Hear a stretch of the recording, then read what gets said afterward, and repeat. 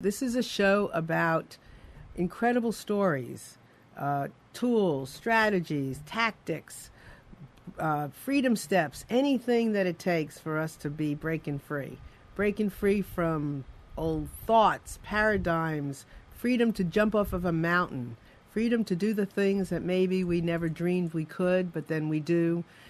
Here's where you hear the stories, you see the people, you connect with real life experiences so that you can break free too. And every week I'm breaking free more and more and more and more.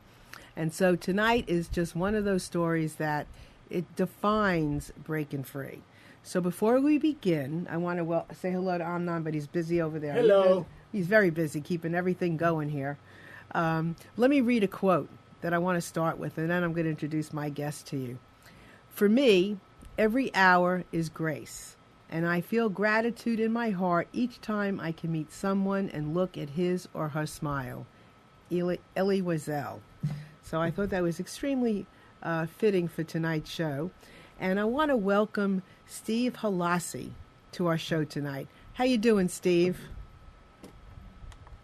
Can you hear us? How are you doing? I'm good. And you? Fine. Thank you very much for being here. Well, pleasure mine being on your show. So, Steve, you escaped from communist Hungary. Is that correct? Yes. So you were how old? I was 19 years old. You were 19. So what was it like before you escaped? Well, growing up under a communist rule or in a communist country, Hungary was probably one of the better, if you can call it a better communist country. We have slightly more freedom than, per se, like in Russia or Romania or even East Germany. But certain things that as a young teenager we could not do. We couldn't travel freely. We couldn't do certain things. And that was really getting to me, and that's one of the major reasons I left the country. That I just wanted to live someplace I could do basically what I wanted to do, what I desired, and try to achieve my goals. So, under a communist Hungary, the life wasn't too bad, but we were very limited what we could do, and also what was available to us to achieve. And so the main reason I left Hungary is because I just wanted to do something more and achieve a lot more, having a better life than I could have done if I would have stayed there. So how did you know that there was even a better life? I mean, what inspired you to even know that? Well, surprisingly, even under communist rule, or the United States and the West was the major evil, or that's what we were told. But on the other hand, in the movie theaters, we were free to see Western movies, and most of the information we were getting is from these movies, what we saw, the homes, the cars, how people behave, what they did. Now, I know movies are a little bit, not reflecting the everyday life exactly, but there was a lot of influence on us and see what other people had, what we saw, and we wanted to have the same things. Mm-hmm. So, did you have brothers and sisters? I have a sister. How old was she? She's 17 years younger than I am, so she's about 38. So when you were 19, she was 2? Correct. Wow. Wow, that was a big age difference. Oh, yeah, exactly. And we do have the same father and mother, actually, so... Wow, that's a story in itself. Yeah. Well, let's get to that in a minute. Let's still talk. So, what were your parents like? Well, that's kind of a tough question. My parents they were all right, but they did provide for me. I never went hungry. but they just didn't show too much interest in my education or what I was doing. So pretty much I was free to do whatever I wanted to do. And that So, was the gift. well, at one hand, I guess you could say it was a gift, but other ways, probably I could have used a little bit more guidelines. What should I do? What I shouldn't be doing? It's interesting because I know that for myself, and I know that my mother's probably listening. I think because my parents, at times, stayed out of my way. I think they were there and they were, interested in things, but in a lot of ways gave me freedom. I think it allowed me to be able to dream. Well, probably you are right because probably otherwise I would have never left the country. I probably never would have thought, that much on my own to even plan it and get to the point where I said, okay, I'm going to do this. And because it was a big decision, and I did not share the information with anybody. I didn't feel close enough to share the information with my friends or my mom or dad to even let them know, hey, I'm going to escape or leave the country because, you never know. Somebody might going to report you or something can happen. So I didn't tell no one. So you planned this and kept it all to yourself. Yes. But that must have been a very scary time. Well, don't forget when you're a teenager, you forget about fear. You don't feel the same way like today when you get older. And you're absolutely right. If I would think about it today, I don't think I could do it today. But, when you are a young teenager, you don't think about fear. You don't think about the danger. You don't think about what could happen, I mean, I did think about it a little bit in a way that, okay, what will happen if I do this or I don't do that, just going through the planning phase. But I never even thought about, what happens if they kind of catch me? I never even thought about that, at the time. So how long did you plan it? For about a year or so. Until you were ready to go? Yes. So take us through the plan. What did you do? What was the plan? Well, first, and again, a funny ways. What I planned and what I learned, how this can be achieved or accomplished, to leave the country, actually came through the Hungarian TV, through a Hungarian TV show. And there was a program. It was on for like 2 or 3 months. That the Hungarian TV followed people like myself that who escaped the country, and they went to either Italy or Austria, and now they tried to show the images and the people in the negative way. But that's how I learned everything, how it can be done, because they were showing like people escaping Hungary and they can achieve anything. They can emigrate to any other country. They stuck in the refugee camp. And so they kind of try to discourage people to do and leave the country or do the same thing. And so that basically this TV show gave me a lot of the insight, how people done it, what they did, how they went about it.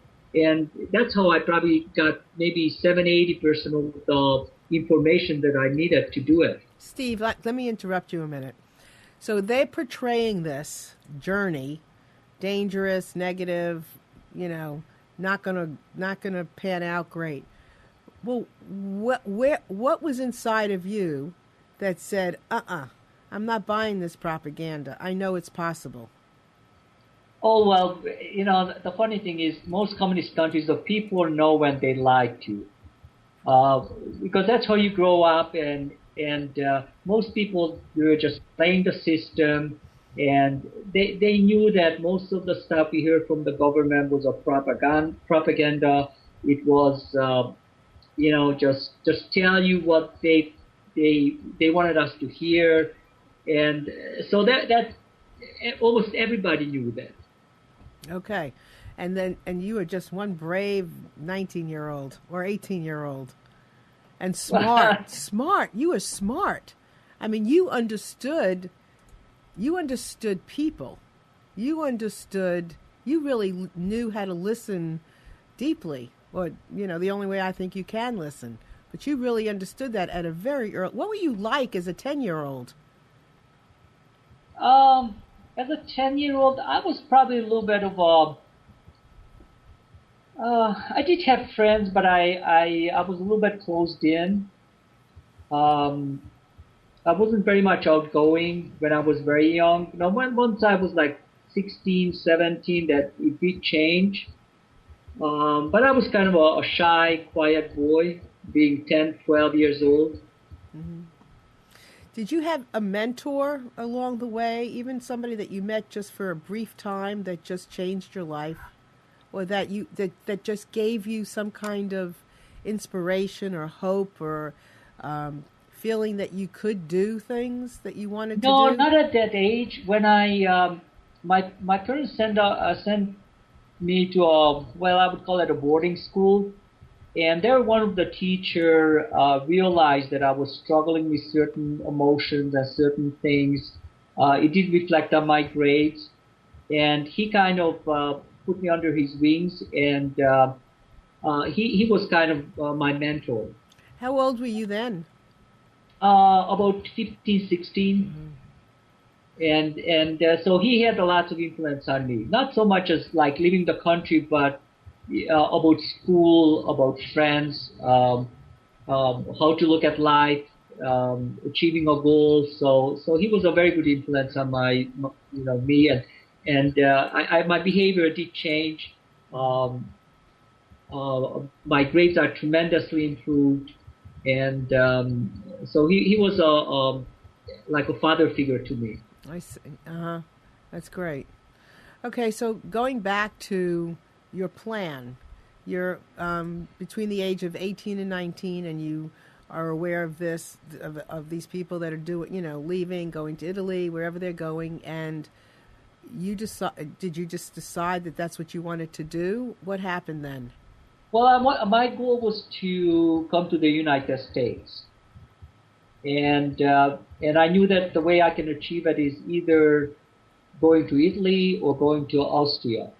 Going to Austria is a lot harder because that's a Western country. You couldn't get a passport to go to Austria.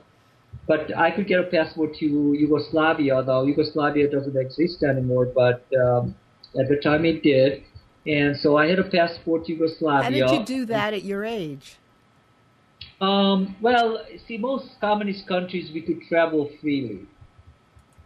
So I already had a passport to go to most of the communist countries. And from Yugoslavia, I escaped to Italy. So you got yourself to Yugoslavia? Yeah, exactly. How did you do that? I went with a travel group because that was the easiest way to, because I still needed I still had to get a permit from a local police or local authorities.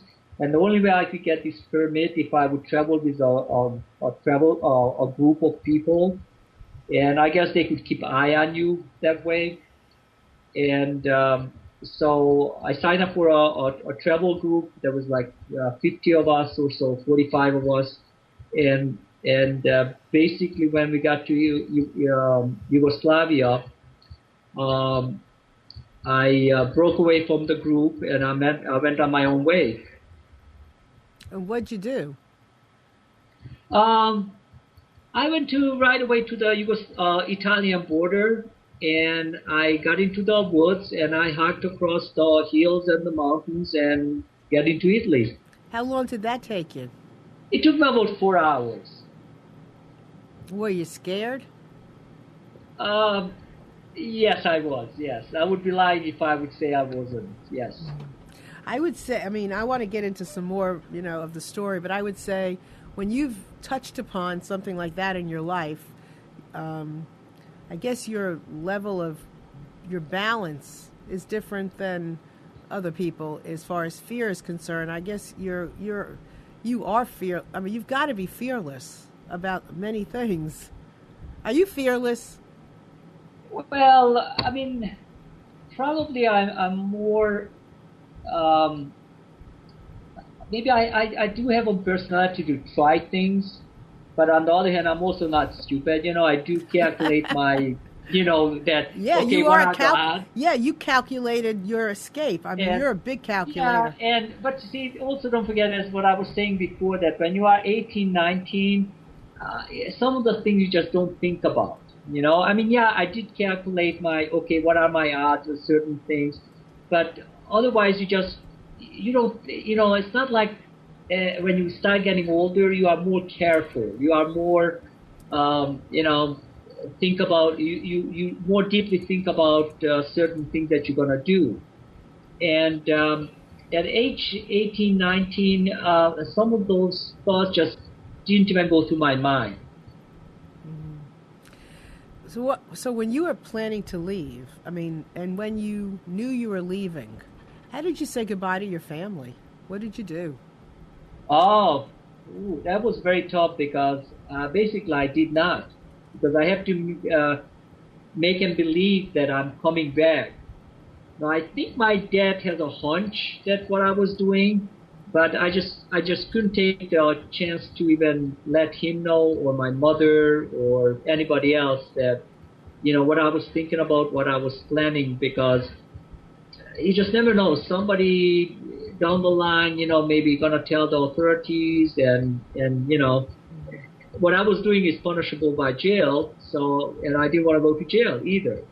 But saying goodbye to the family, especially my sister, because she was only 2 years old, but we were very close. I mean, we spent so much time together, and it was very tough to, leaving my little sister. That was probably one of the toughest.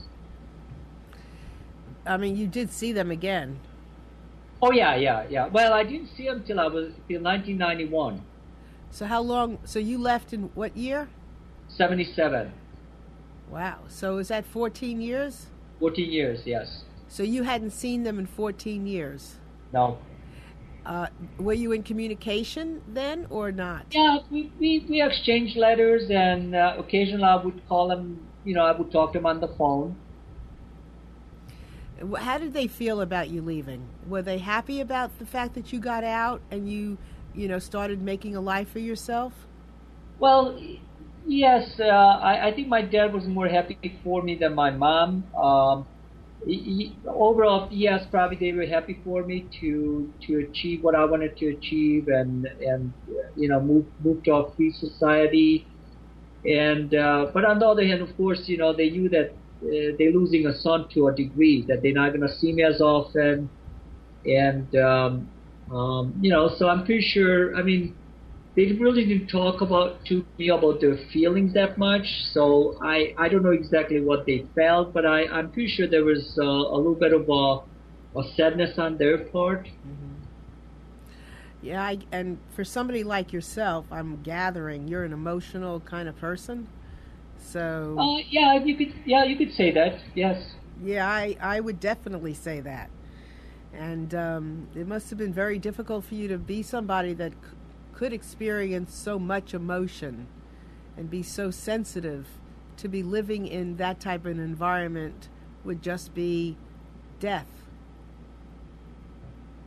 Well, you referring to living in a communist country? I can't even imagine. Yeah. I mean, but see, Hungary wasn't as bad as like Russia, but just certain things we still couldn't do, and Hungary was already changing. Well, I mean, the communism rule fell in 1989, and but even me growing up, certain things already start changing. This whole communism ending didn't happen overnight. It was a long process, and so things were already changing when I was growing up, but it was still not. I mean, we didn't have a telephone, we didn't have a car. Till I was 14 years old, we didn't have indoor plumbing. So, and when you don't have certain things that you see other people have in different countries, you want the same thing. You want to achieve the same thing. You want to enjoy the same life. But you were different, though. But you were different than that. Wasn't even though there was change, it wasn't happening fast enough for you. Exactly. It did not. And you are right. All my classmates, I have 30 kids in my class. I'm the only one who, did this. Now, I've been back many times for class reunion, and even today, you could see the difference between me and some of my classmates. What is the difference? They are just so content with everything, and it's like, sometimes I have a hard time understanding that, they just fall into their grooves and just following the same thing, and they don't want to go out of the ordinary or do something else. They go on the same vacation at the same place, and that's not me. If I achieve something, I want to move on. I want to do something else. So yeah.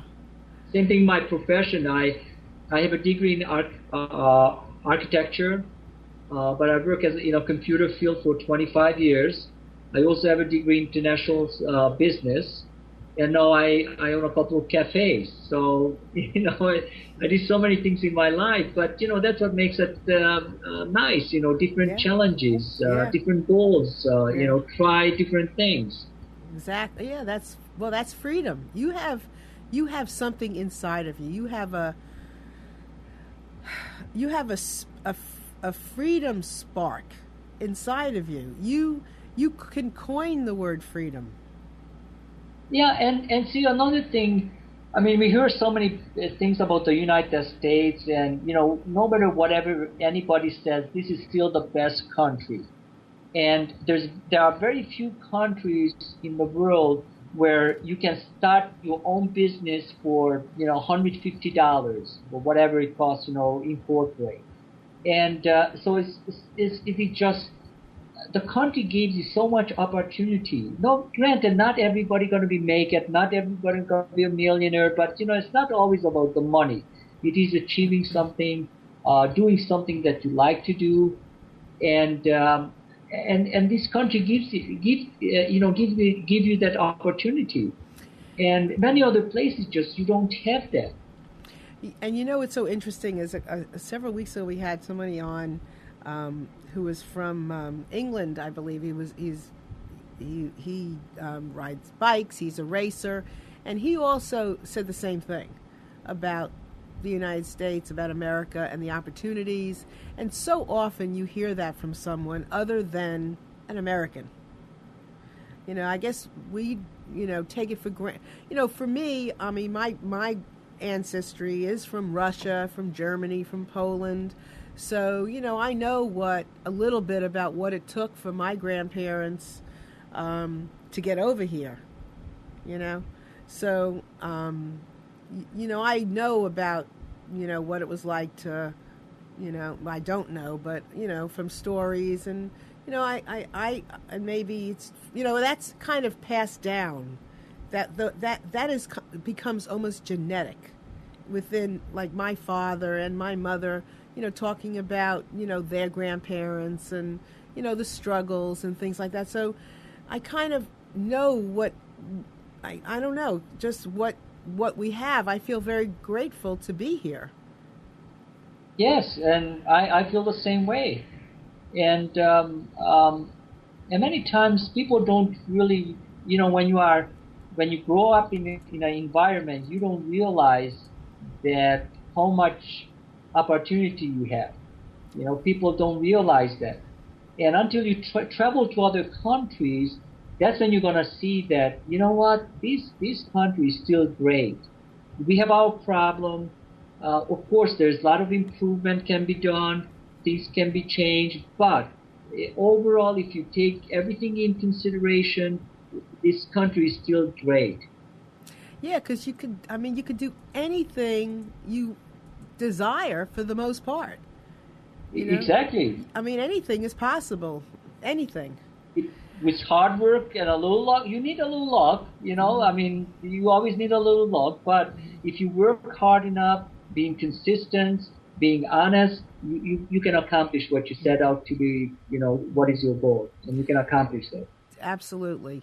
So take us back to when you were when you were going into Italy. So you're, climbing the mountains like Sound of Music, is my vision of you. And It was uh pouring rain, and I didn't have anything with me. I just have my whatever clothes I had on, and that's it. Did you have money? I had about $10, Okay. All right. So and it's and so I was going in the mountain, in the woods, and at one point I ended up in somebody's backyard. So I climbed over the fence and I tried to figure out there's a small village, and I tried to figure out, okay, now I'm in Italy or in Yugoslavia. And so I started walking down the street, and finally I saw a city bus go by, and it did have an Italian license plate. So I was pretty sure that I was in Italy, and so that was a big relief. So I was very happy, and I was so happy that you can't even describe it.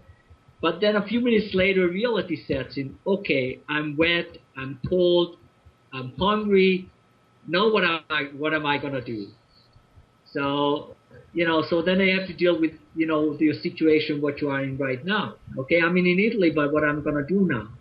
So I went down to a train station, and I spent most of the evening at the train station. And then the next morning I hitchhiked all the way to Venice. But I said, okay, I would like to see Venice before I don't know what's going to happen to me, whatever going to happen, at least I see Venice. So I hitchhiked to Venice. I walked around all day, and then end of the day, I went to the police station. I told them that, hey, I just escaped from Hungary. I would like to stay in Italy. And well, the Italian police in Venice, they didn't want to do nothing. They don't want to do anything with me. They were just like, no, no, no. You have to go back to the city I came from, which was Trieste. And so I took the train back, and which cost me all my money. So I didn't have any money left once I get back. And then in Trieste, I went to the police station, and there I guess they processed me. They fingerprinted me, took my ID, took my information, and the next day they took me to the refugee camp. wow. And what was that like?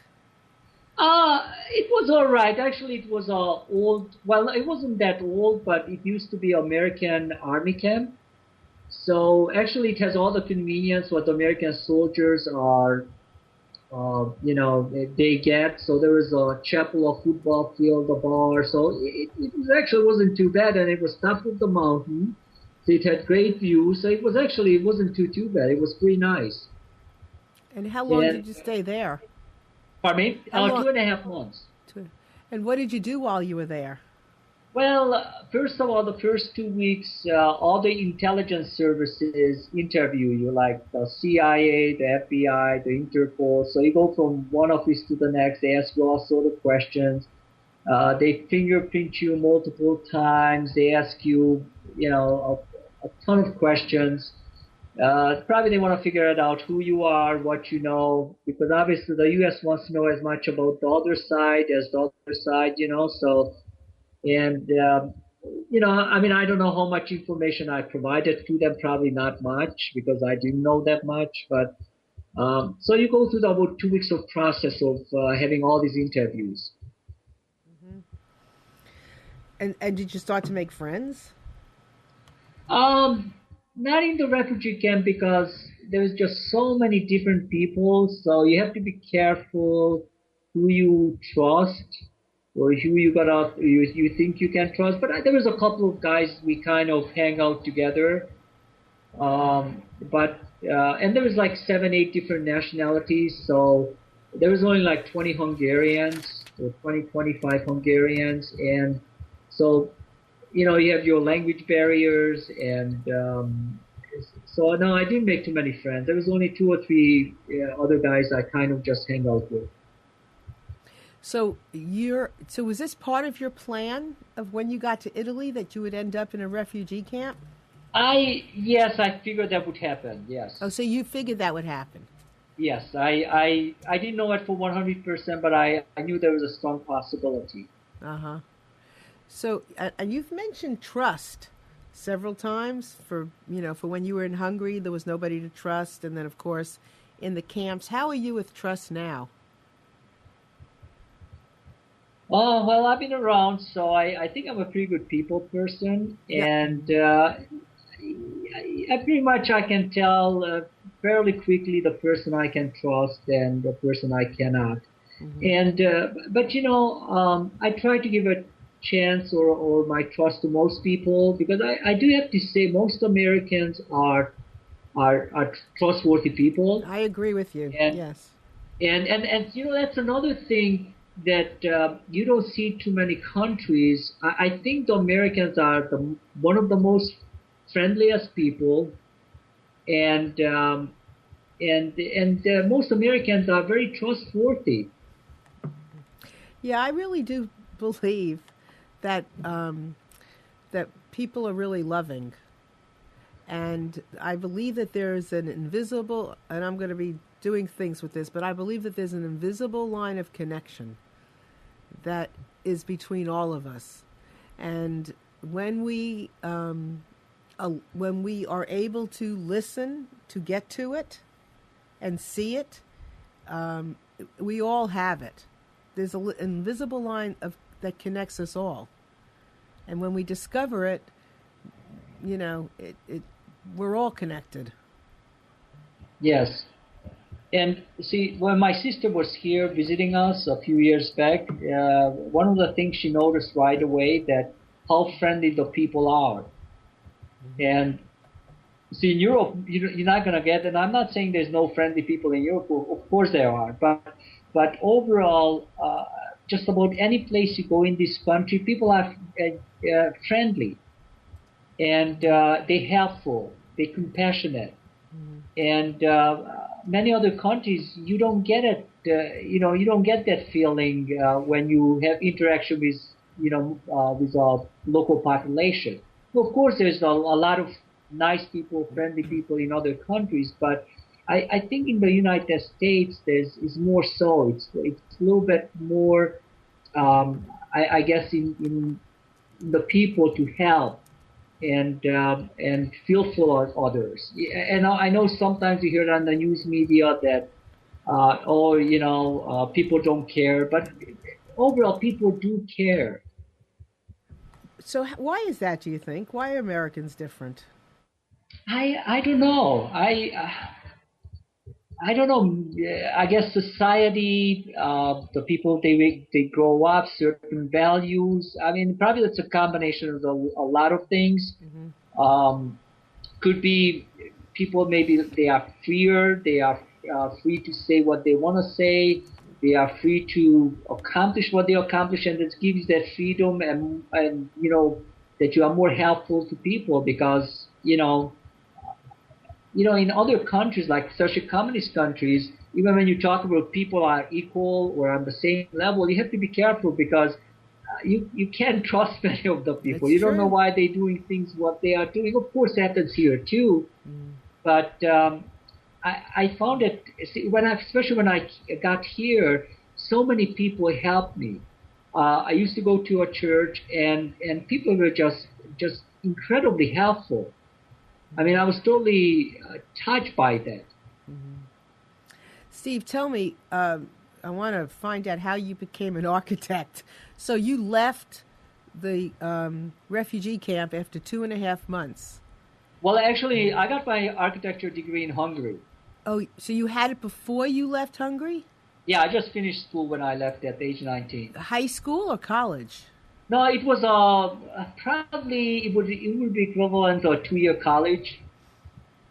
Okay, so you already had that degree. So, but besides Yes. that, you had to build a life. It's hard enough for somebody to leave, from California and end up in North Carolina and build a Well, life. So tell me, you left the refugee camp. What did you do? How did you start to live your life? What happened? Well, actually, the way I got to the United States was when I was in the refugee camp. Actually, there was religious organizations. There was a Catholic group, a Reformation group. There was like 3 or 4 different organizations, and those religious organizations do help you. And so, by birth, I was Catholic, so I went to the Catholic organization, and they helped you to fill out all the forms, all the applications to apply for the refugee visa to the United States. And after about 5, 6 months, I did get an interview at the U.S. consulate. What did you do And between? But what did you do? pardon me? What did you do between leaving the refugee camp and then that 5 months? What did you do then? Well, I was in the refugee camp in Trias for 2.5 months. Then they shipped you down to a different refugee camp in southern Italy. But I found a job in Rome, so I was working in Rome for about 3 months. And where did you live? I worked in a hotel, so I was living in the hotel. That was smart. Yep. That was So smart. I got out of the refugee. I got pretty lucky because there's very few people was able to have an outside job and not live on the actual camp. So I got pretty lucky. There was only 2 of us who we were fortunate enough. Mm-hmm. So you make your way to the United States. Then what? I ended up in Waukesha, Wisconsin. How'd you get there? Well, we had a family friend who lived in Waukesha, and she helped me to basically she paid for my airfare because somebody has to pay for your airfare. There's no easy way to get it. Somebody has to pay for it and guarantee you a job, and she helped me to do that. And so that's how I ended up in Waukesha. Did you connect with her, or your family did? I did from Italy. So you did before. So you knew about her. Yeah, I knew about her. She was my like a stepmother to me. She was very close to us, and she was always so nice to me. And I knew her since I was a baby. So she was part of your plan. Yeah, well, kind of. Yes. I knew that I can count on her.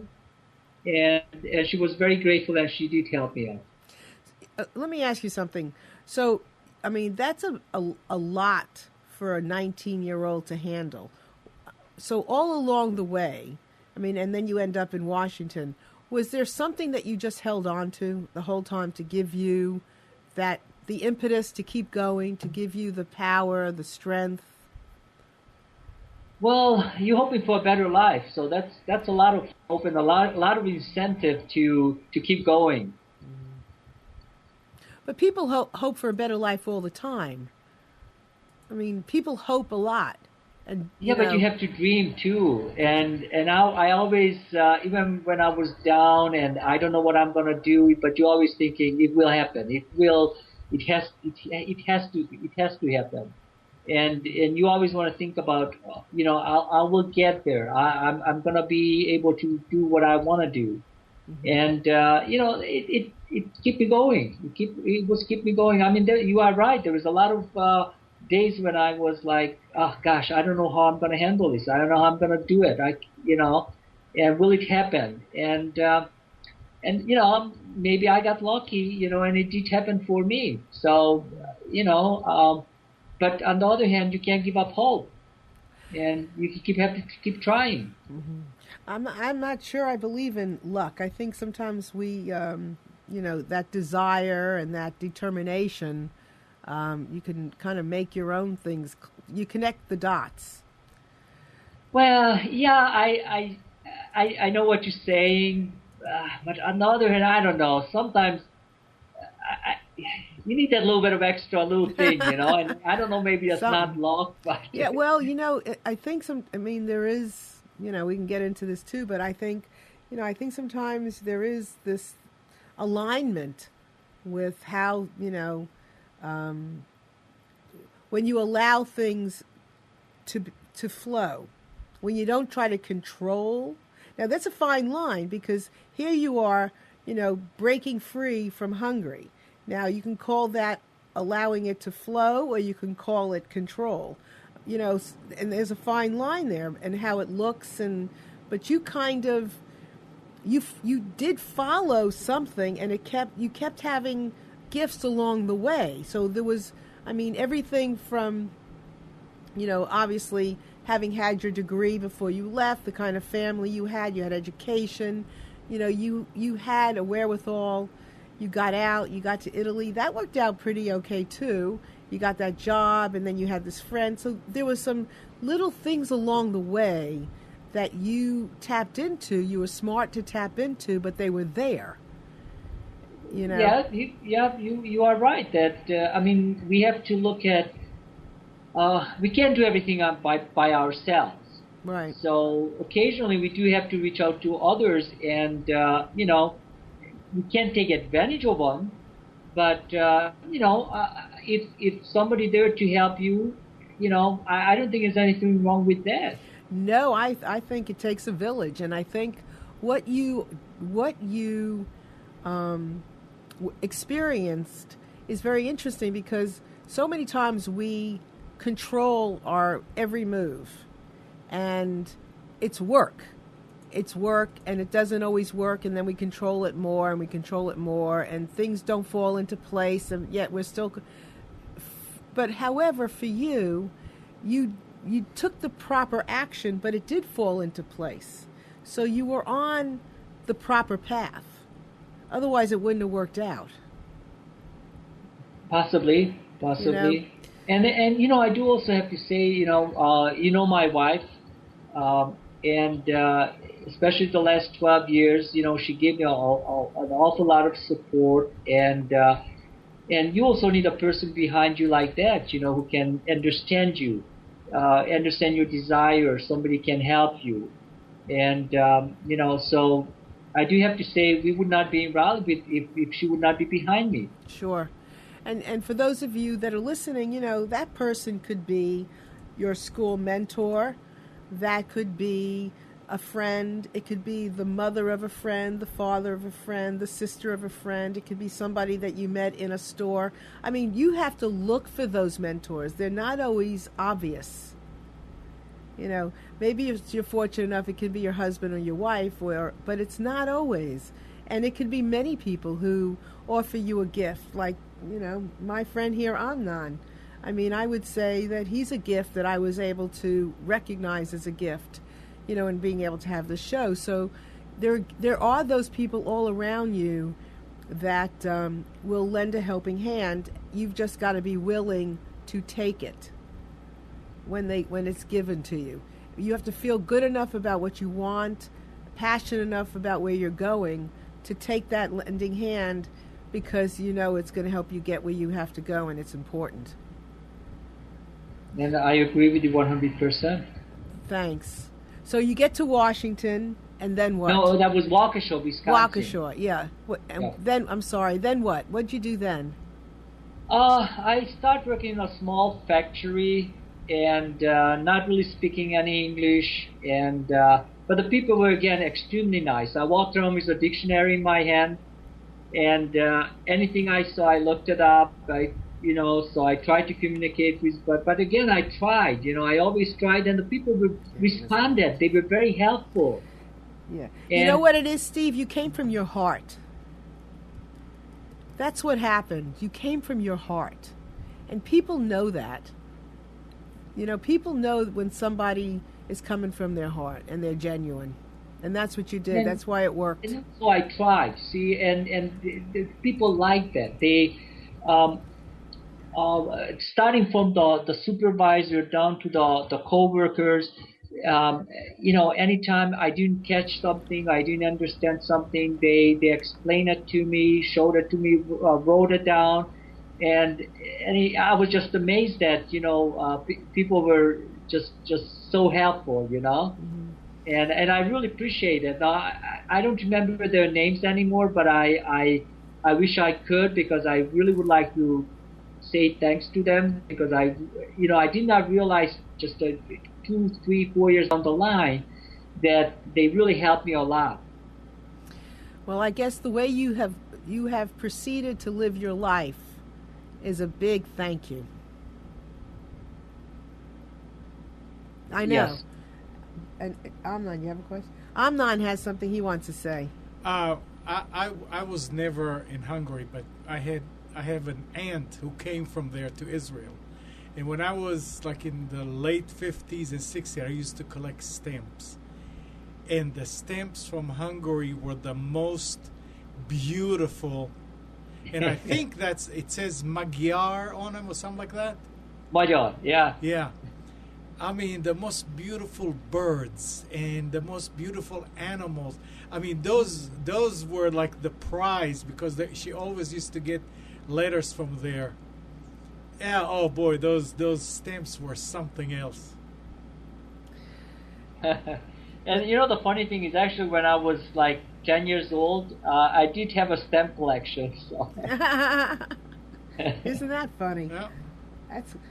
So you've been a businessman pretty much all of your life. Well, I basically, when I got into the IT industry in 1990, I pretty much worked for myself. So I always work as a consultant. And I worked at some big companies. And about 2.5 years ago, well, actually about 3 years ago, me and my son decided to let's open a cafe and truly running our own business, having employees and provide a good service to the community. And so between me and my son, we opened a cafe. And I had the business background, and he had the restaurant background to able to operate the day-to-day operation of a restaurant or a cafe. And my responsibility is mainly all the tax filing, accounting, checking the numbers, and so we split up the work. And we opened up a second location about 3 months ago. And I'm getting a little bit more involved on the day-to-day operations, so I'm learning a lot of new things about the restaurant business. Yeah, and I bet you are. And I have to tell you, it is a very tough business. Could you share the name? Share the name with our audience. Well, it's called Benelux Cafe, and it is spelled Benelux Cafe. And that's in.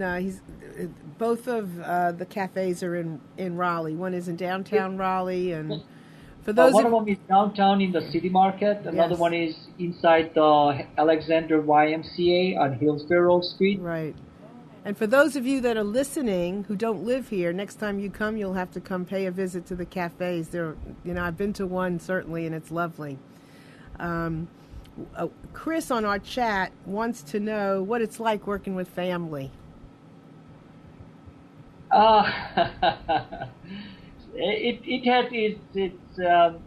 It's some, me and my son, we he lived in Las Vegas, San Francisco, so we took a little bit different path in life. So I mean, we always had contact. We see each other, try to see each other once a year or so, and now we see each other every day, just about multiple times a day, and it's very nice. But I'm not saying that we don't have our disagreement, because sometimes I'm acting like I know everything about the restaurant business, and I don't. So he reminds me of that. Dad, I've been doing this for 12 years, and I do have to give it to him that, sometimes he's right. But it is nice. I like to work with him. I really like to see him, and, he's learning new things, growing, and I think one day he's going to be a very good business person. That's fabulous. Well, we're almost out of time, unfortunately. So, what's Hungary like now? Can you tell me in just 30 seconds?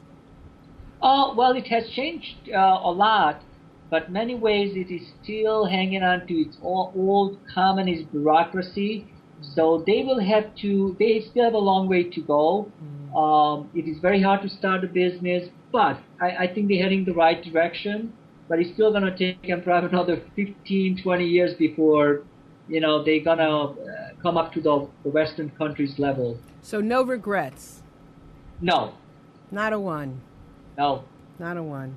Well, no. I am been delighted to have you here.